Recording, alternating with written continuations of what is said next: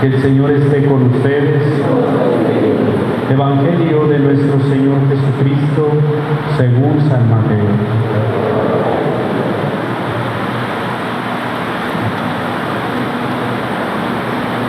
En aquel tiempo Jesús dijo a los sumos sacerdotes y a los ancianos del pueblo: ¿qué opinan de esto? Un hombre tenía 2 hijos, fue a ver al primero y le ordenó: hijo, ve a trabajar hoy en la viña. Él le contestó: ya voy, Señor, pero no fue. El padre se dirigió al segundo y le dijo lo mismo. Este le respondió: no quiero ir. Pero se arrepintió y fue. ¿Cuál de los 2 hizo la voluntad del padre? Ellos le respondieron: el segundo. Entonces Jesús les dijo: yo les aseguro que los publicanos y las prostitutas se les han adelantado en el camino del reino de Dios. Porque vino a ustedes Juan, predicó el camino de la justicia y no le creyeron.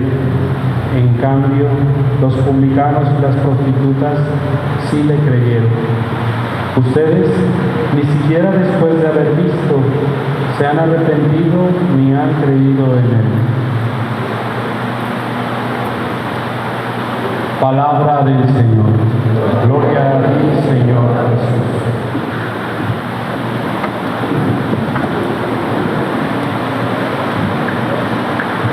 Antes de iniciar nuestra reflexión, quisiera preguntarles si en la parte de atrás me escuchan. ¿Sí escuchan bien? Ah, muy bien, gracias.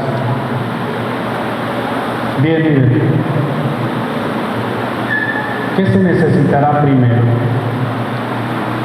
¿La fe para convertirnos o convertirnos para tener fe? Pienso yo que estas 2 cosas van de la mano, ¿sí? Porque díganme si no es cierto que motiva nuestra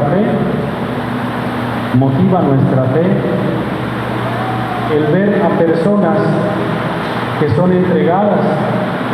Por ejemplo, cuando pensamos en el Papa Juan Pablo II, en la Madre Teresa de Calcuta,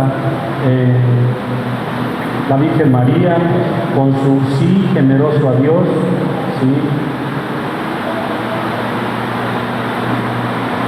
Cuando vemos personas que son entregadas de esa manera, nosotros tenemos fe y por lo tanto alguien se puede convertir por ello, ¿sí?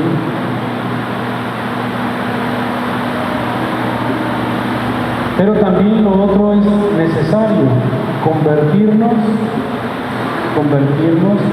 para tener fe. Una persona que no está convertida no tiene fe, ¿sí? Entonces, estas 2 cosas van de la mano, ni una ni otra es primero, ¿sí? Ni una ni otra es primero. Pero hoy Jesús nos invita a reconocer nuestros pecados. Porque miren, el hijo, los 2 hijos que aparecen en esta parábola, uno que dice sí y luego no, y otro que dice no y luego sí. El primero representa en el tiempo de Jesús a aquellos que eran cumplidores de la ley, representa a aquellos que cabalmente cumplían con los mandamientos. Y tanto así cumplían los mandamientos que no se conformaban con eso. Los judíos tenían más de 600 normas añadidas a los 10 mandamientos. Esa era la ley de Dios y había que cumplirla al pie de la ley.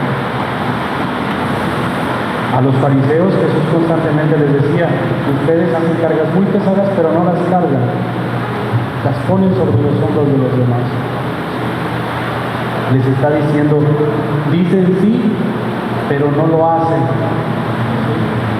dicen sí pero no lo hacen.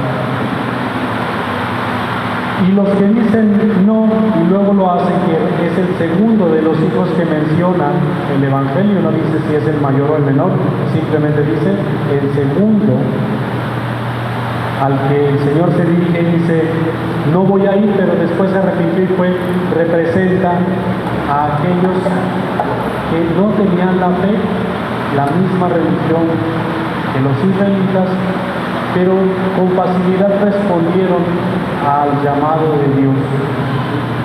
Por ejemplo, San Pablo en un principio persiguió a los cristianos, ¿sí? Persiguió a los cristianos. Pablo estaba presente en el martirio de Esteban y después fue un gran defensor de la fe, ¿sí? Fue un gran defensor de la fe. Pablo dijo no al principio, pero después dijo sí al Señor. Yo los invito a que nosotros pensemos, no me respondan ustedes mismos, ¿a cuál grupo pertenecemos nosotros? ¿A los que dicen sí y luego no? ¿O a los que dicen no y luego sí? No necesariamente tenemos que decir no para después decir sí, ¿sí? No es necesario negarnos para después decir que sí y arrepentirnos. Pero sí es necesario arrepentirnos de nuestros pecados. Primero arrepentirnos. Cometemos un error si pensamos que no tenemos pecado. Cometemos un error si decimos que somos cumplidores de la ley y a todo decimos que sí, pero luego con nuestra conducta decimos que no. Cometemos un error si nos consideramos puros y justos ante Dios.